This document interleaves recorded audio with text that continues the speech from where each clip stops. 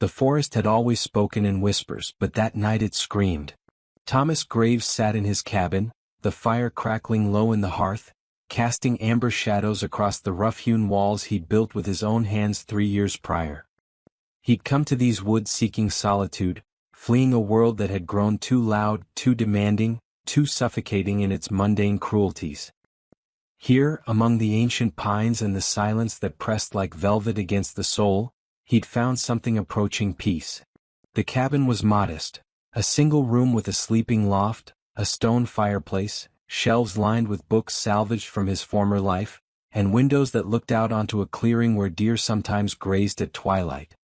He'd learned to live with the rhythm of the wilderness, to read the language of wind and branch, to understand when the forest held its breath before a storm.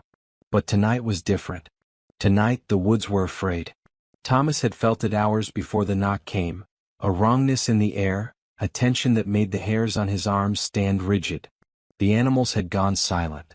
No owl calls, no rustling of nocturnal creatures, not even the distant howl of wolves that usually serenaded the darkness. Just an oppressive quiet that seemed to absorb sound itself. He checked his rifle twice, loaded and placed within arm's reach, though he couldn't have said what threat he anticipated. His instincts, honed by years of living alone on the edge of civilization, whispered warnings in a language older than words. When the knock finally came, 3 deliberate strikes against the weathered oak door, it was nearly midnight. Thomas approached cautiously, rifle in hand, every muscle coiled. Through the small window beside the entrance, he could see nothing but darkness and swirling mist that had rolled in with the setting sun. The knock came again, weaker this time, accompanied by a sound that made his breath catch. A woman's voice, barely above a whisper, speaking words in a language he didn't recognize but somehow understood in his bones. "Help me." He opened the door. She collapsed into his arms before he could process what he was seeing.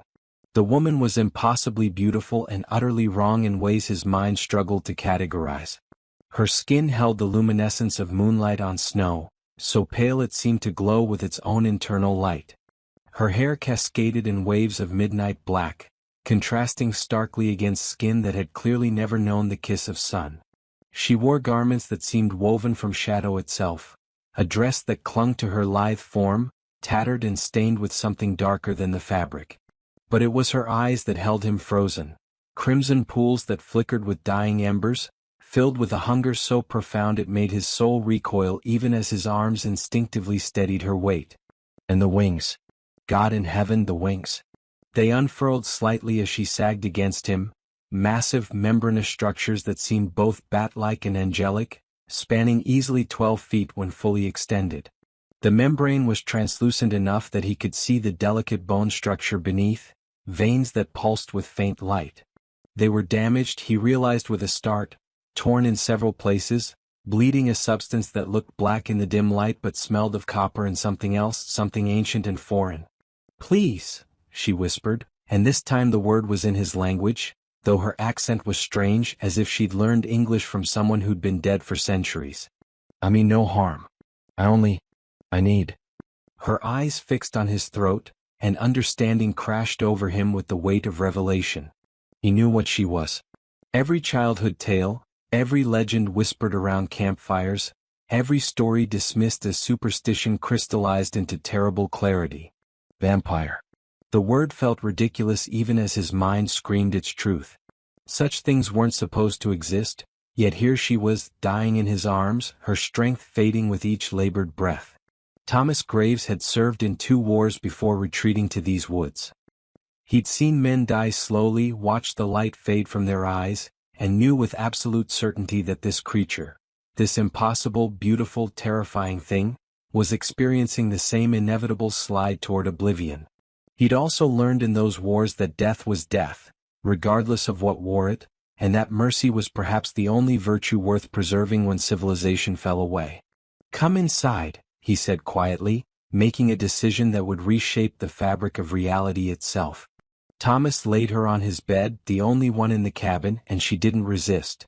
Her wings folded awkwardly against her back, the damaged portions leaving dark stains on his quilt. Up close, in the fuller light of the oil lamps he'd lit, he could see the extent of her injuries.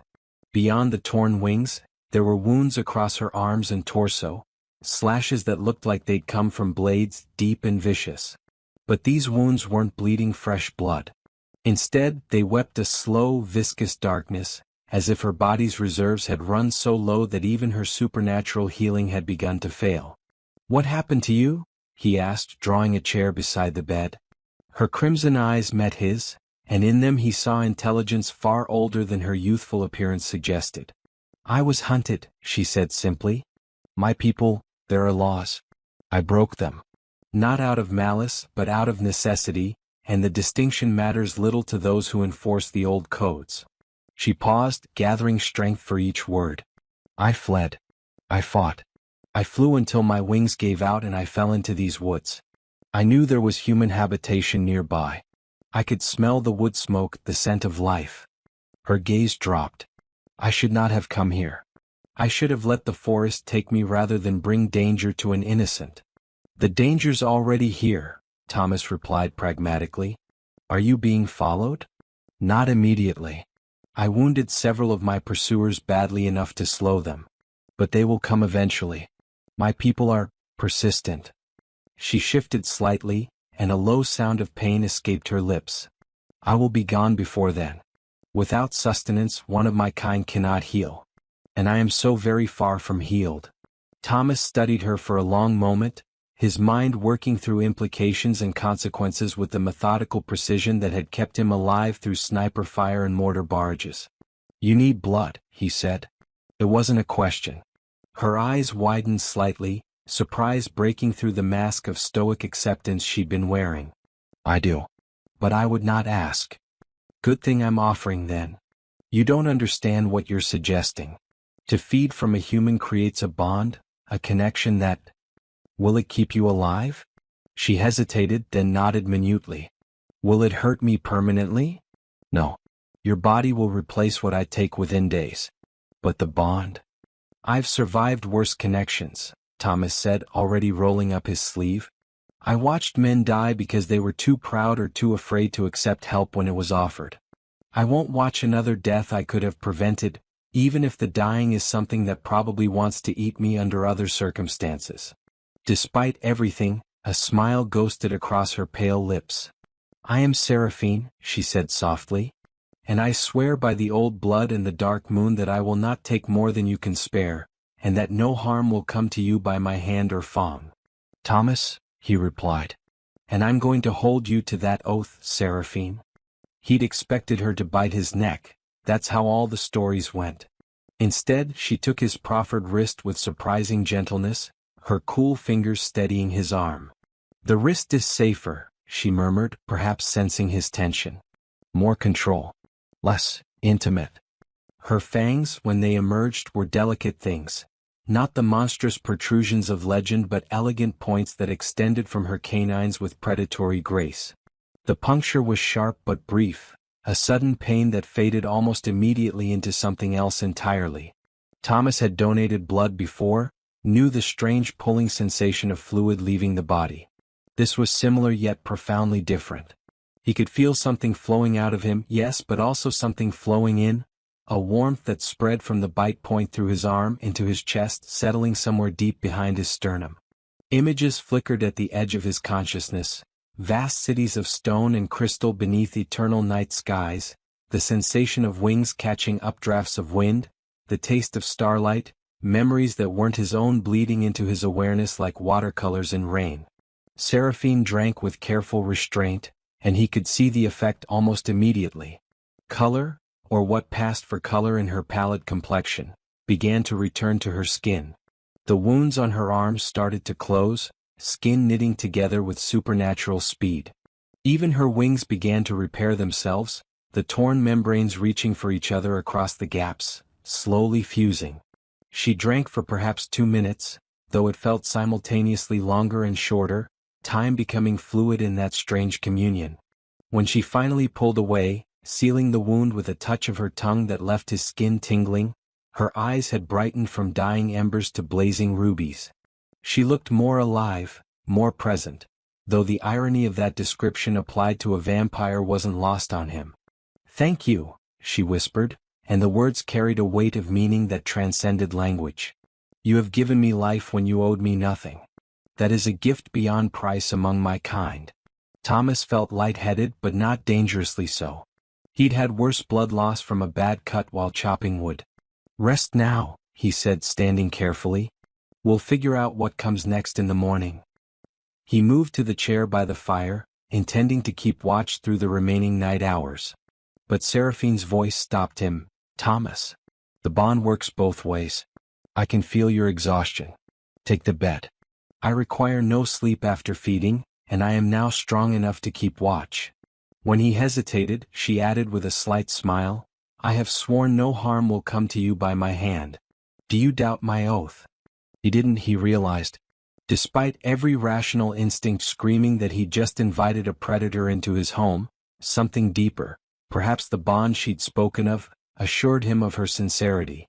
Thomas climbed into the loft, laying down on the simple mattress there, and fell into sleep with the awareness of crimson eyes watching over him like guardian flames in the darkness below.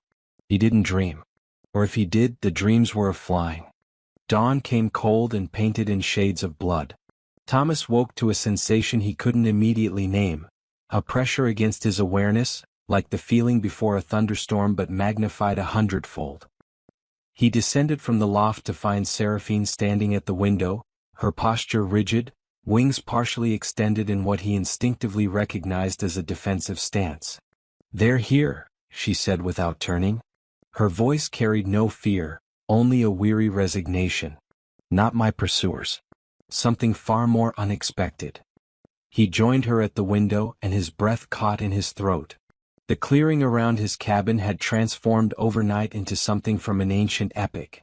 Warriors surrounded the structure in concentric rings. Dozens upon dozens of them, perhaps over 200 in total, all standing with military precision in the pre-dawn mist. And every single one of them was female. Every single one was vampire. They were magnificent and terrifying in equal measure. Unlike Seraphine's elegant darkness, these warriors wore their lethality openly. Their armor was a hybrid of primitive and eternal, bone and leather mixed with dark metals that seemed to drink in light rather than reflect it. Tribal markings covered their exposed skin, patterns that looked ceremonial and purposeful, glowing faintly with the same crimson luminescence as their eyes. Each warrior bore weapons, spears with wickedly barbed points, curved blades that looked designed for both ceremony and slaughter, axes with handles wrapped in what might have been human leather, and bows of dark wood strung with silver wire that hummed with potential violence. Their wings, God, they all had wings, created a canopy of shadow even as dawn light struggled to penetrate the forest. Some wings were spread wide in display, others folded tight against muscular backs, but all bore the same membranous structure as Seraphine's, creating the impression of a vast flock of predatory angels descended to earth. But it was their eyes that truly unsettled him. 200 pairs of crimson orbs, all fixed on the cabin with an intensity that felt physical. They weren't moving, weren't speaking, just watching with the patience of creatures who'd learned to measure time in centuries rather than heartbeats. Who are they? Thomas asked quietly, very aware that supernatural hearing probably meant they could detect even whispered conversation. The Bloodwing tribes, Seraphine breathed, and now he heard awe in her voice tinged with disbelief. Ancient clans that predate the kingdoms, the old ways that were old when your ancestors were still learning to forge bronze. They're nomadic, warlike, and they follow codes that make my people's laws look like suggestions. She turned to face him, confusion evident in her expression. Thomas, I don't understand. They should have no interest in me. I'm not of their tribes, not bound by their oaths. Unless. Her eyes widened with sudden realization, dropping to his wrist where she'd fed. The puncture marks had healed to faint red marks, barely visible, but something in her expression said she was seeing more than just faded wounds. The bond, she whispered. They can sense it. Every vampire within 100 miles could sense it the moment it formed. I didn't think. I was so weak I wasn't considering the implications. She gripped his shoulders urgently. Thomas, when I fed from you, when you gave freely of your blood to save my life, you invoked one of the oldest laws. The law of sanctuary. The gift unasked. Among the tribes this is sacred. A human who gives life to one of our kind without coercion, without bond of servitude, who acts purely from mercy. She shook her head, struggling to find words. It hasn't happened in living memory. Not in 1,000 years. Maybe longer. And that means what, exactly? Thomas asked, though part of him already understood. The warriors outside weren't here to attack. They were here to witness. It means, a new voice spoke from outside, powerful and resonant, carrying easily through the cabin walls, that you have done something impossible, human. And impossibilities demand attention. The speaker emerged from the ranks of warriors, a woman who dwarfed even her formidable companions. She stood easily 7 feet tall, her frame powerfully muscled, her armor more elaborate than the others, decorated with bones that looked suspiciously humanoid and metals inscribed with symbols that hurt to look at directly. Her wings were massive, the membranes scarred with what must have been centuries of battle. A helmet crowned her head, fashioned from the skull of some great predator, its fangs framing her face. But it was her presence that truly dominated, an aura of command so absolute that even through the walls, Thomas felt the weight of her authority. "I am Valeria Bloodwing," she announced, matriarch of the northern tribes, bearer of the crimson banner, she who flew at the battle of eternal night. Her crimson eyes fixed on the cabin, and Thomas felt himself pinned by that gaze like an insect on a collector's board. "The one you sheltered is known to us. Seraphine of the Crystal Courts, exile and breaker of old laws. We have pursued her these 3 months across half the continent, not to destroy but to bring before the tribal council for judgment." Thomas felt Seraphine stiffen beside him, but Valeria continued, "Yet now we arrive to find the strangest of circumstances. A human male living alone in the deep wilderness, encounters a wounded vampire at his door. Instead of closing that door, instead of ending a weakened creature who represents everything his kind has feared for millennia, he invites her in. He offers his blood freely. He invokes, knowingly or not, laws so ancient that most of my warriors have only heard them in legends told by the eldest grandmothers." The matriarch took a step closer, and the entire circle of warriors moved with her, maintaining their formation with perfect discipline. "This demands investigation. This demands understanding. And so I ask, human whose name I do not yet know, did you understand what you offered when you gave your blood?" Thomas opened the cabin door and stepped outside, and he felt Seraphine's hand briefly grip his arm in warning before releasing. The morning air was cold, his breath misting, but he barely noticed. 200 pairs of ancient eyes focused on him with an intensity that should have been crushing. Warriors who'd probably lived for centuries, who'd seen empires rise and fall, who could tear him apart with their bare hands before he could blink, all watching his next words. He'd faced enemy fire before. He'd stood his ground when retreat would have been wiser. Some part of him had always known he'd die standing rather than kneeling. If this was that moment, so be it. "I understood I was helping someone who was dying," Thomas said clearly, his voice carrying across the silent clearing. "I understood that mercy doesn't require explanations or justifications. I understood that watching another being suffer when you have the power to help makes you complicit in that suffering." He met Valeria's blazing gaze without flinching. "Beyond that? No. I didn't understand your laws or your bonds or whatever mystical significance you're assigning to basic human decency. I just knew someone needed help and I could provide it. So I did." Silence stretched like drawn wire. Then, impossibly, Valeria Bloodwing laughed. A sound like thunder rolling across mountains, deep and genuine and utterly unexpected.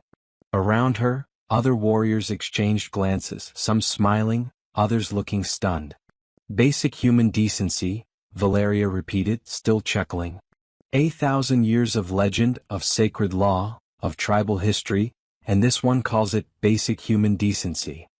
She shook her head, genuine mirth mixing with what might have been respect in her expression. "Tell me your name, human who defines miracles as merely being decent." "Thomas Graves." "Thomas Graves," Valeria said the name slowly as if tasting it. "You have created a problem, Thomas Graves. A beautiful, complicated, historically significant problem." She gestured broadly to the assembled warriors. "These are my finest. The Bloodwing tribes number in the thousands, But these 200 are the elite, the warriors who've proven themselves in countless conflicts, who carry the bloodlines of the first vampires who chose the path of the warrior over the path of the courtier. They came not to attack you but to witness the impossible, a human invoking the law of sanctuary. She paused, and when she spoke again, her voice carried a weight of ceremony. By the old codes, by the laws that governed my people before kingdoms rose from mud and pride, you are now under the protection of the blood-winged tribes. Any who move against you move against us. Any who threaten you threaten our honor. You have become, by your own unknowing actions, something we have not seen in a millennium. A human blessed by vampire law, a bridge between our peoples, a living symbol of what was lost when we retreated into eternal night and your kind claimed the day. Thomas felt Seraphine emerge from the cabin behind him, her presence at his back offering silent support. And Seraphine? He asked. You said you were pursuing her for judgment. Valeria's expression grew more serious. The laws she broke were crystal court laws, the laws of soft vampires who've forgotten the old ways, who hide in their cities and pretend they're civilized while feeding on the desperate and the damned. She killed a noble who was abusing his position, feeding from children, creating the kind of suffering that brings inquisitors and which hunts down on all our kind. The matriarch's lips curved in what might have been approval. The crystal courts want her punished for breaking their precious peace. We wanted her brought to us because she fought like a true warrior, and warriors are always welcome in the tribes.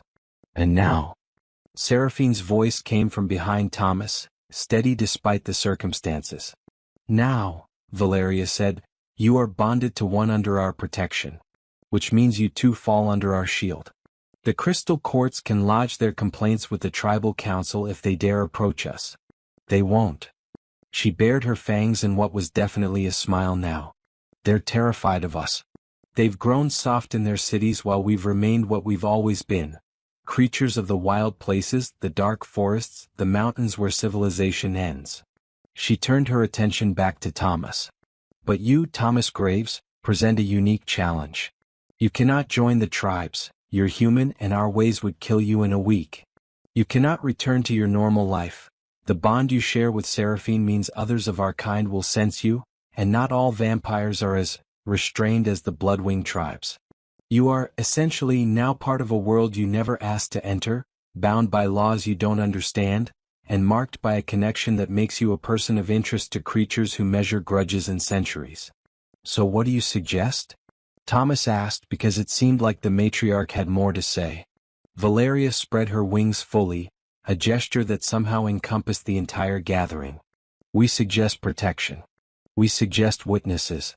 We suggest that for the next moon cycle, the blood-winged tribes will maintain a presence here in these woods, ensuring that no harm comes to the human who reminded us that mercy still exists in this darkening world. Her voice rose, addressing not just him but all assembled warriors. Let it be known across all the night realms. Thomas Graves, human of the deep forest, is declared blood friend to the tribal nations. His cabin is sacred ground. His life is protected life. His actions have honored the oldest laws, and so we honor him in return. A sound rose from the assembled warriors, not quite a cheer but a rhythmic striking of weapons against shields, a drumbeat of acknowledgement that rolled across the clearing and echoed through the forest. It was both terrifying and strangely moving, this display from creatures who could end him with casual ease but instead chose to offer protection. Thomas looked back at Seraphine, who stood in the doorway looking equally stunned. Did you know this could happen? He asked quietly. She shook her head slowly. The old stories speak of such things. Humans and vampires, bound not by servitude but by mutual respect. Bonds formed from choice rather than compulsion. But I thought they were myths, pretty tales we told ourselves to remember that we were once more than predators. Her crimson eyes met his, and he saw wonder there and gratitude, and something deeper that neither of them was ready to name. You've changed everything, Thomas. With one act of simple mercy, you've resurrected a law that even I believed was lost to history. I just gave you some blood, he muttered, feeling overwhelmed by the scale of what was apparently unfolding. You gave freely, Valeria corrected, her supernatural hearing having caught his whispered words. That's the distinction that matters. Vampires take. It's our nature. We take blood, take life, take what we need from those weaker than ourselves. But when a human gives, when they make the choice to offer what we could simply seize. She trailed off, something almost vulnerable crossing her ancient features. It reminds us that we were once something more than hunger wearing flesh. It reminds us that choice, true choice, is the rarest gift in all the dark world. The sun continued its rise, painting the clearing in shades of gold and crimson. The dawn light should have been dangerous to vampires. Thomas knew that much from legends, but these tribal warriors seemed unbothered. They stood in the growing light, their skin shimmering but not burning, and he realized they were older than such vulnerabilities, or perhaps had learned to overcome them through sheer force of will and ancient magic. What happens now? Thomas asked because someone needed to bring practicality to this surreal situation. Valeria folded her wings, the gesture somehow making her seem more approachable despite her intimidating presence. Now we establish a perimeter. My warriors will patrol these woods, ensuring no threat approaches. We'll hunt the local wildlife to sustain ourselves, deer, elk, the occasional bear, nothing that will upset the natural balance but enough to keep us from hunger. She paused, a slight smile playing at her lips. We'll try not to be too intrusive. But understand, Thomas Graves, that for the next month, you are perhaps the most protected human on this continent. An army would struggle to reach you through the Bloodwing tribes. And after the month? After the month we return to our territories. But the declaration stands. You will remain blood friend, and that protection extends indefinitely. Any vampire who harms you will answer to the tribes. Valeria's expression grew more serious. But there's more you should understand. The bond with Seraphine, it's not a simple thing. It will affect you both in ways neither of you can predict. She'll feel echoes of your emotions, your presence. You'll sense her, know her general location and well-being. The connection fades with time and distance, but it never fully disappears. You've become linked, for better or worse, and that linkage will draw comment and attention from both our peoples. Thomas absorbed this information, trying to process implications that seemed to multiply with each revelation. He'd woken yesterday as a simple hermit, a man who'd sought escape from the complications of civilization. Now he was apparently bonded to a vampire, protected by tribal warriors, and marked by laws older than recorded history. It was absurd. It was overwhelming. It was, he admitted to himself, also the first time in years that he'd felt truly alive rather than merely existing. I need coffee, he announced suddenly, the mundane need asserting itself against the supernatural circumstances. And breakfast. And probably a long moment to process the fact that my quiet life just became mythology in real time. To his surprise, Valeria laughed again. Practical to the end. I'm beginning to understand why the old laws hold humans like you in such regard. She gestured to her warriors. Establish the perimeter. Dawn watch to the eastern quadrants, shadow watch to the west. Hunt in pairs, report anything unusual. Thomas Graves and Seraphine of the Crystal Courts are under our protection. Let nothing that moves in these woods be ignorant of that fact. The warriors moved with fluid precision, breaking formation and melting into the forest with barely a sound despite their numbers. Within moments, the clearing was empty save for Valeria and perhaps a dozen other vampires who seemed to hold positions of authority, lieutenants or captains, Thomas guessed, judging by the elaborate nature of their armor and the deference others showed them. Valeria approached the cabin, stopping at a respectful distance. May I enter? She asked, and Thomas understood this was about invitation, vampires requiring permission to enter human dwellings, another legend proving true. I have questions if you're willing to endure them over this coffee you mentioned. It's been 50 years since I tasted human food, but I remember coffee fondly. Some pleasures transcend the transformation. Thomas nodded, stepping aside. You're welcome here. All of you, he added, addressing the remaining lieutenants. They exchanged glances and several smiled, genuine expressions that made them look less like ancient predators and more like women who'd been offered unexpected hospitality. As they filed into his modest cabin, which suddenly seemed very small with 12 vampires occupying it, Thomas caught Seraphine's eye. She looked overwhelmed but also strangely hopeful, as if something she'd believed lost had been unexpectedly recovered. "Your basic human decency," she murmured as she passed him, "apparently reshapes the world. Or reveals what was always there beneath the surface," Thomas replied. "Maybe the world isn't as far gone as either of us believed." The cabin had never been designed to host a dozen supernatural beings, but somehow they made it work. Valeria and her lieutenants arranged themselves around the central space with military efficiency. Some sitting, others standing, all maintaining a subtle awareness of sight lines and defensive positions that marked them as warriors even in moments of peace. Thomas busied himself with the familiar ritual of making coffee, measuring grounds and water, stoking the fire to heat the old pot. The mundane actions helped ground him against the surreal reality of serving coffee to vampire matriarchs. Seraphine had retreated to a corner, not out of fear but seeming to understand that this conversation needed to happen between Thomas and the Bloodwing tribes. She watched with interest, her crimson eyes tracking the interactions with the focus of someone observing a historical moment unfold. As the coffee brewed, filling the cabin with its rich aroma, Valeria spoke. "Tell me, Thomas Graves, what brought you to these woods? Humans capable of the kind of instant decision you made last night, offering blood to a dying vampire without hesitation, are rare in any age. You're military trained, I can see it in how you move, how you assess threats. But you're also something else, something that chose isolation over the company of your own kind." Thomas poured coffee into his collection of mismatched mugs, offering them around.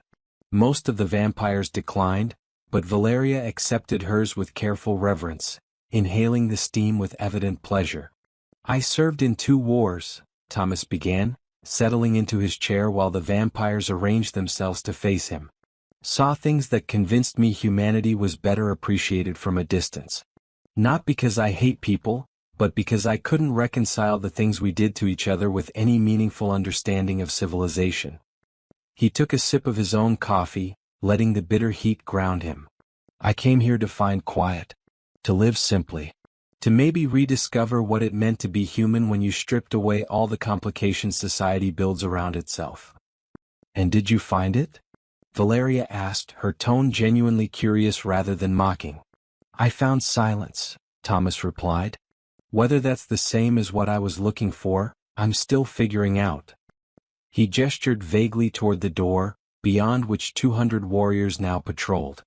"Though I suspect my quiet contemplation just ended rather dramatically." One of the lieutenants, a vampire with silver-white hair and tribal tattoos covering her arms in intricate geometric patterns, spoke up. "The matriarch's question has weight beyond politeness. Understanding your character helps us understand the bond. Seraphine, what did you sense from him in that moment? When he offered his wrist?" Seraphine stirred from her corner, considering the question carefully. "Resignation," she said finally. "Not suicidal despair, but the quiet acceptance of someone who'd already made peace with difficult choices. He saw me dying, understood what I was, calculated the risks, and decided those risks were acceptable weight against watching another death." Her gaze found Thomas across the room. "But also curiosity. He wanted to understand. Not in a clinical sense but genuinely, he wanted to know what I was, why I was there, what had brought me to his door. Mercy and curiosity in equal measure. It's a rare combination. Curiosity nearly got me killed in both wars," Thomas said wryly. "Apparently it's going to make my retirement equally interesting." Valeria smiled, though her expression grew more serious. "The bond you've formed will attract attention beyond the tribes. The crystal courts will learn of it eventually. They have spies everywhere, watchers who report anything unusual. They'll see you as either a threat or an opportunity. A human who can form bonds with vampires, who apparently triggers ancient protective laws, could be valuable as a symbol or dangerous as a precedent they can't control." "What would they do?" Thomas asked bluntly.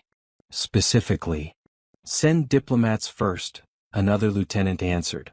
This one with darker skin and wings that bore geometric scarring patterns that looked ceremonial. "They'll want to understand you, assess whether you're useful to their political games.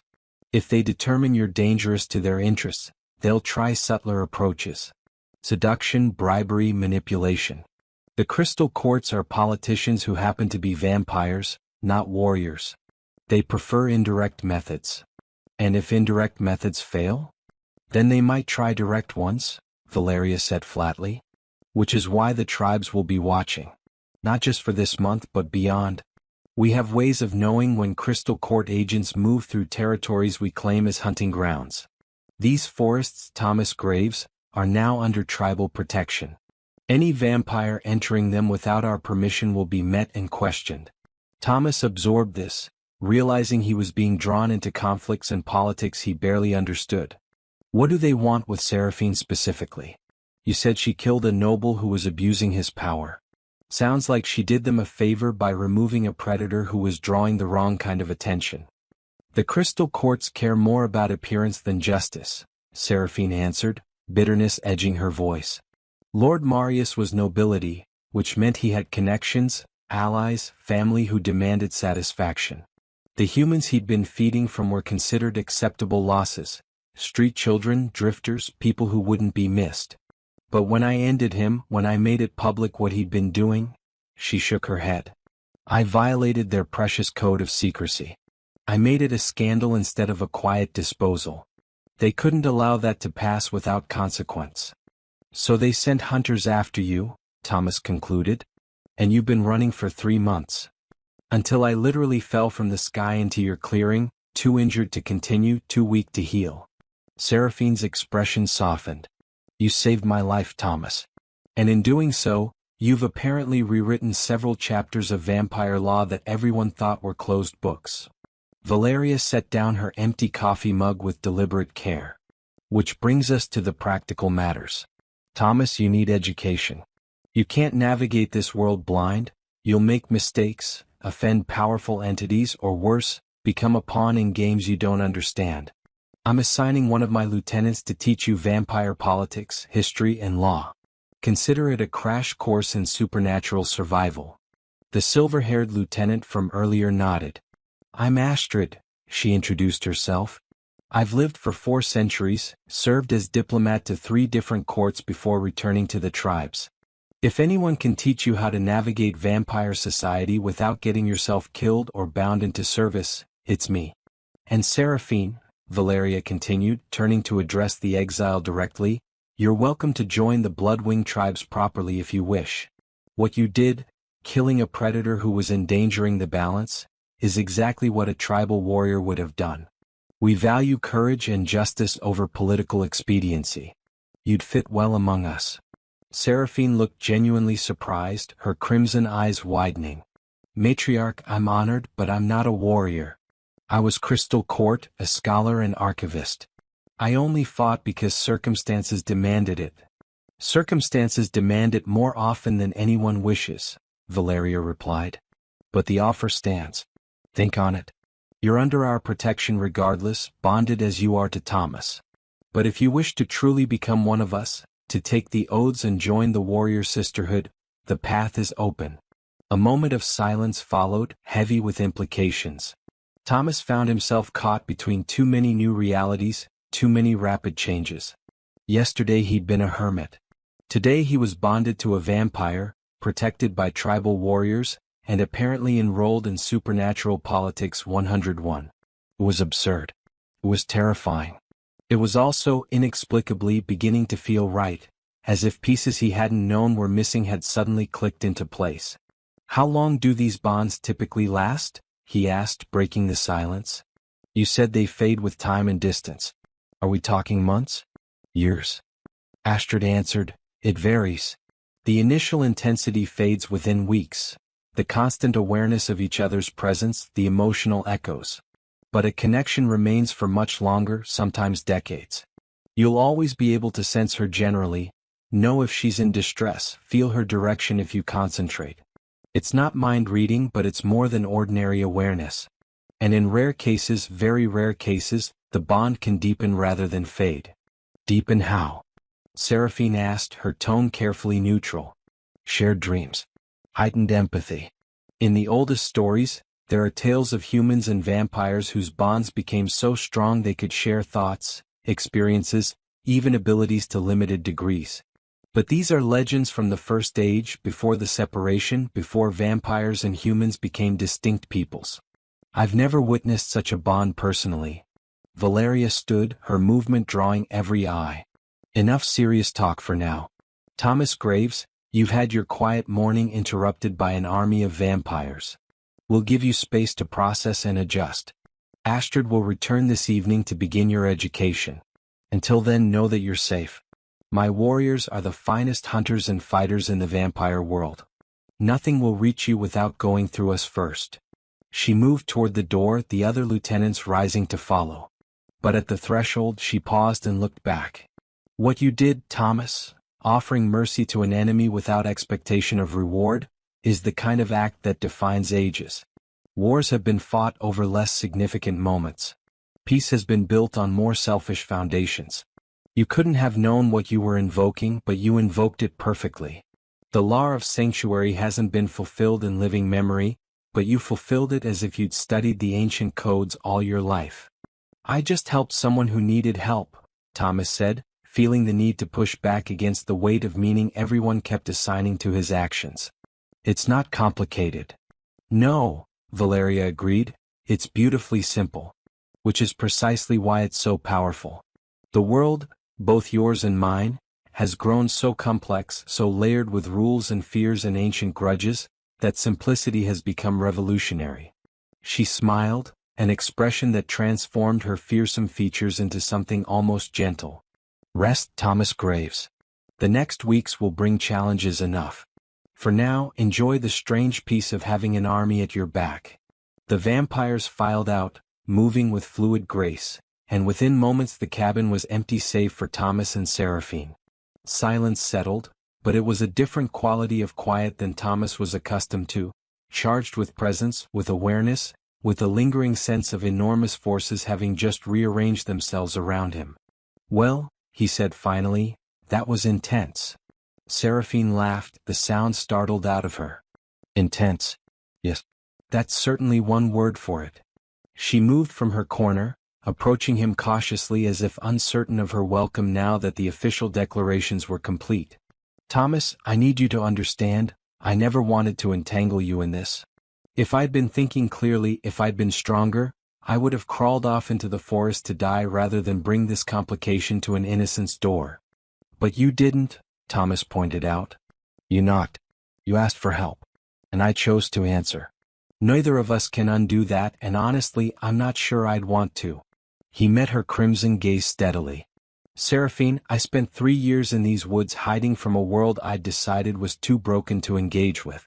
Maybe this, all of this, is the universe's way of telling me that hiding isn't the answer. That even broken worlds need people willing to make simple choices, like helping someone who's dying regardless of what they are. You're a strange man, Thomas Graves, Seraphine said softly. Most humans would be demanding I leave, insisting I remove the bond, trying to return to their previous safety.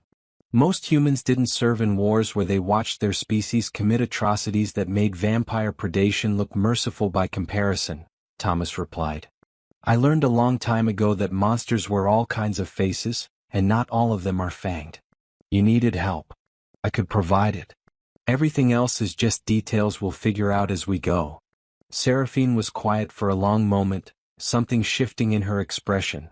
Vulnerability mixed with hope, fear tangled with cautious trust. The bond, she began carefully, you should know that I can feel you right now. Not your thoughts exactly, but your emotions. You're overwhelmed but also, excited? Curious? There's no fear, which surprises me. You should be terrified.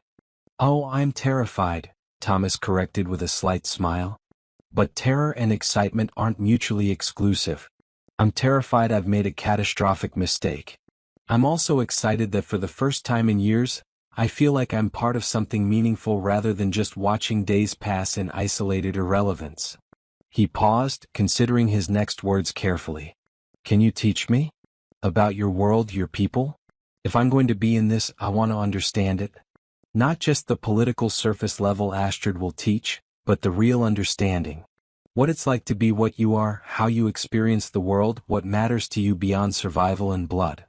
That's a lot to ask, Seraphine said, but her tone carried interest rather than refusal. Most humans who learn about vampires either fetishize us or fear us. You're asking to understand us as simply people who happen to be different. That's rare. Possibly unique. I've got time, Thomas said. Apparently I've got 200 warriors ensuring no one interrupts my education. He moved to refill his coffee mug, the mundane action helping center him. And you're not going anywhere immediately, right? The bonds, the protection, whatever consequences are coming, they're not immediate threats. No, Seraphine confirmed. The bond will stabilize over the next few days. The crystal courts won't move quickly, they're bureaucratic to a fault. And with the Bloodwing tribes declaring protection, even they will pause before acting. We have time. Weeks at least, probably months. Time to understand what's happened, to prepare for what comes next. Then let's use it, Thomas decided. Teach me about your world. Help me understand what I've stumbled into. And maybe, he paused, feeling the weight of the nascent bond, that strange awareness of her presence that had settled behind his sternum like a second heartbeat. Maybe we figure out what this connection means. Together. Seraphine moved closer, and Thomas noticed details he'd missed in the chaos of the night before. She was shorter than he'd initially thought, her head coming to his shoulder. Her eyes, while crimson, held depths that reminded him of old forests, ancient and knowing but not cruel. Her scent was unusual, like ozone and roses, lightning strikes in a garden. When she smiled, really smiled, it transformed her face from ethereal beauty to something more genuinely warm. Together, she agreed. That's a word I haven't had reason to use in a very long time. She held out her hand, a gesture that felt significant beyond its simplicity. Partners in this strange new arrangement? Teacher and student, protector and protected.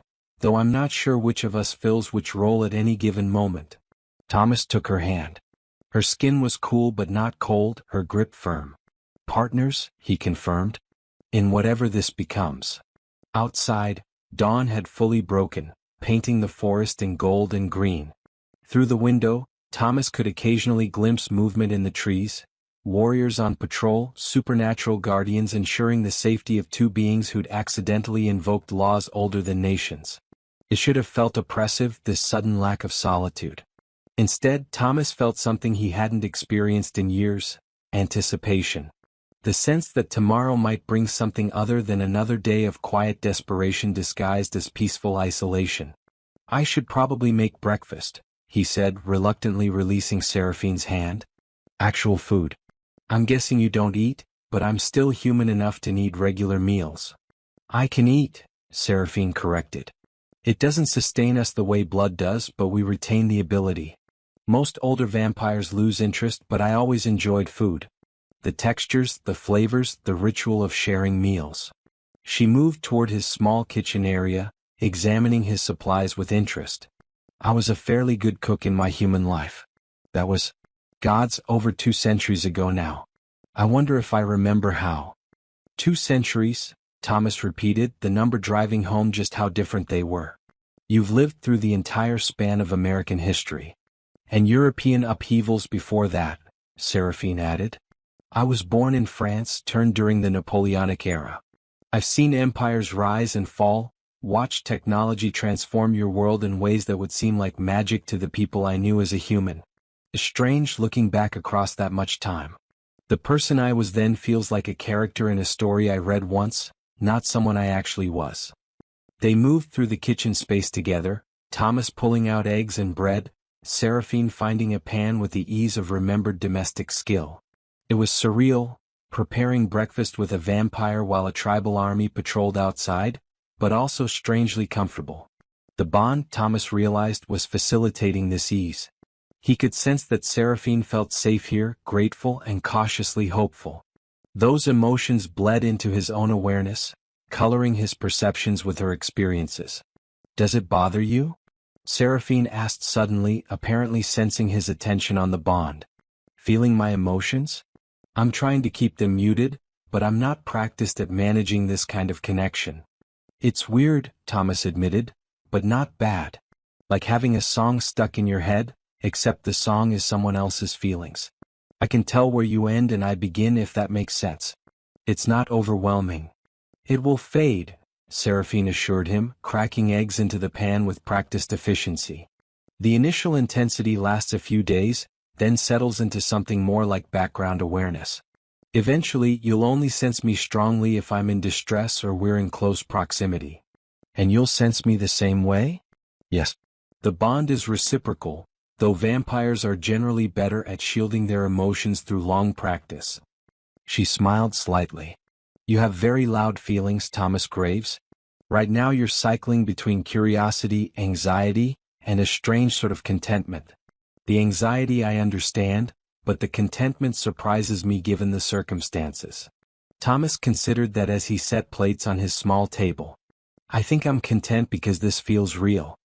3 years of isolation I was hiding. This danger, confusion, impossible situations is the opposite of hiding. It's being fully engaged with life again, even if that life has gotten substantially more complicated than I'd planned.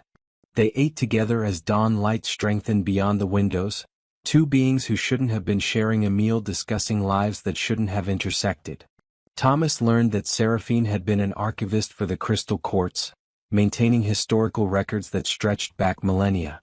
She'd loved her work, the quiet scholarship, the privilege of touching documents older than Christianity. But she'd also seen the rot beneath the elegant surface.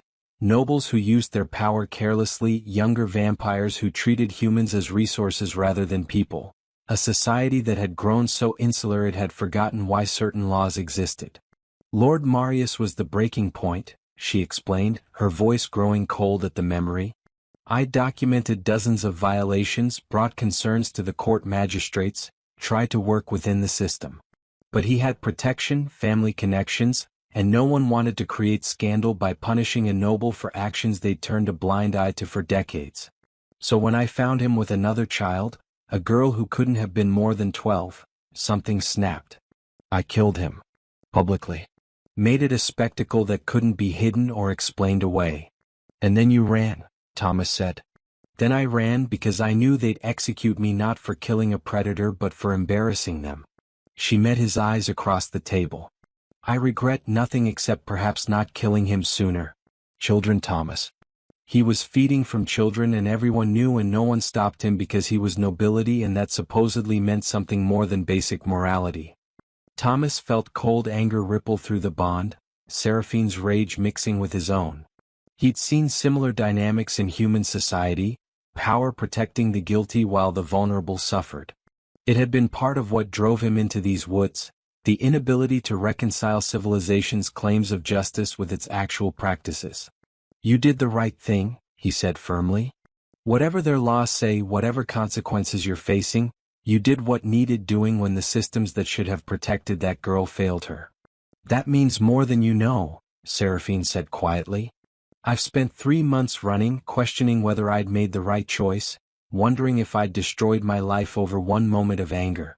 Hearing you say it was right, she trailed off, but Thomas could feel the emotional impact through the bond, relief, validation, a loosening of guilt she'd been carrying. They finished breakfast in companionable silence, and Thomas found himself marveling at how quickly the extraordinary had begun to feel ordinary. Less than 12 hours ago he'd been a solitary hermit. Now he was bonded to a vampire, protected by tribal warriors, and apparently enrolled in a crash course on supernatural politics. It was absurd. It was perfect.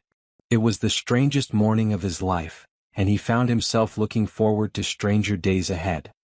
The days that followed established a rhythm that was both surreal and oddly domestic. True to her word, Valeria Bloodwing's warriors maintained a perimeter around the cabin, visible at dawn and dusk when they changed shifts but otherwise melting into the forest with supernatural stealth. Thomas occasionally caught glimpses, a flash of wing in moonlight, crimson eyes reflecting campfire glow, the distant sound of tribal songs that seemed to make the very trees vibrate with ancient harmonies.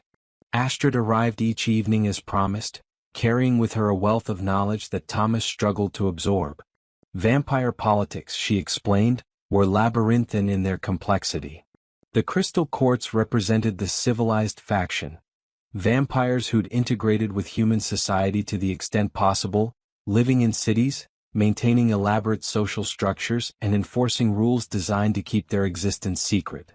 They saw themselves as sophisticated, evolved beyond the primitive violence of their origins.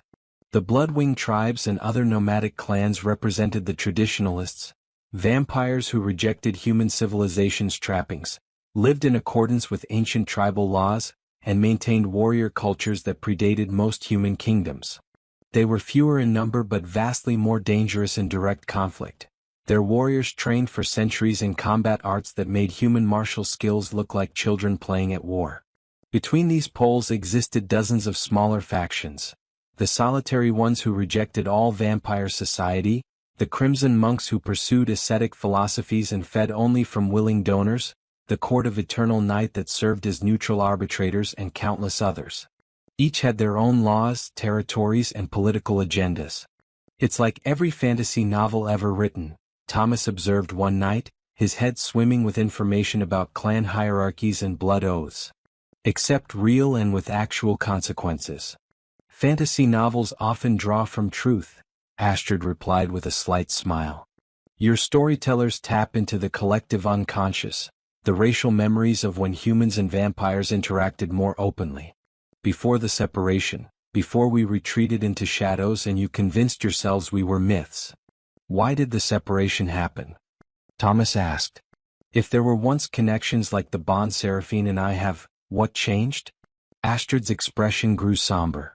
"Fear on both sides. Humans developed technology, weapons that made our physical advantages less decisive, methods of detection that made hiding more difficult. Simultaneously, certain vampires began seeing humans as purely resources, cattle to be managed rather than partners to be respected. The moderates on both sides lost ground to extremists. Wars were fought, terrible ones that history has forgotten or transformed into legends. Eventually, an uneasy peace was established built on separation. We'd stay hidden, hunt carefully, and humans would continue believing we were stories. The old bonds, the connections like yours with Seraphine, were forbidden as too dangerous. They made both sides vulnerable to each other in ways that terrified the politicians. But the Bloodwing tribes remember," Seraphine added. She'd taken to joining these evening lessons, sitting close enough to Thomas that their shoulders brushed, the physical proximity making the bond hum with comfortable resonance. The old codes weren't forbidden among them, just forgotten from disuse. That's why your invocation of the law of sanctuary had such impact. You awakened something the tribes thought had died but secretly hoped would return." Thomas absorbed this, connecting pieces. "So when Valeria talks about me being historically significant, she means I'm a symbol of potential reconnection?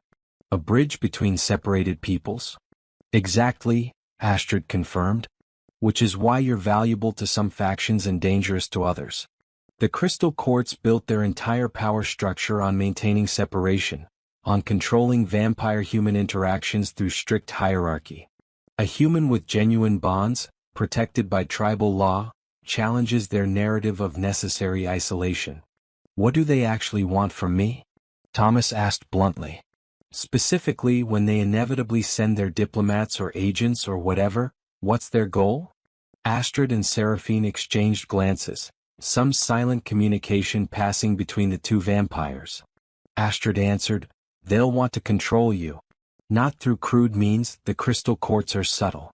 They'll offer you things. Wealth, protection beyond what the tribes provide, knowledge, even transformation if you're interested. They'll frame it as bringing you into their society for your own safety, making you part of their world on their terms.